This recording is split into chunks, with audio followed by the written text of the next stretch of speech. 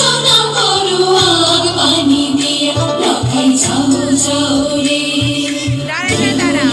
ছায়া যায় চুম্বক নগর বিশ্বহরি দেখো তারে স্বপ্নে লখাই যাই যাই রে। অনেক বাধা পেরিয়ে মৃত স্বামীর পচা গলা কঙ্কাল হয়ে যাওয়া দেহ নিয়ে হাজির হয়ে দেবলোকে।